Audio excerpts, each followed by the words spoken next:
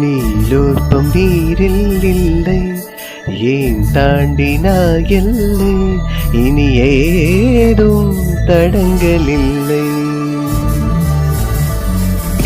எப்போதும் நெஞ்சில் தொல்லை, தூக்கங்களும் இல்லை, இதை மீறி புகார்கள் இல்லை.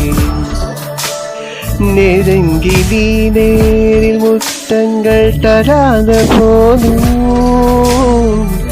எரிந்திடும் முத்தம் காற்றிலே வந்தாக வேண்டும்.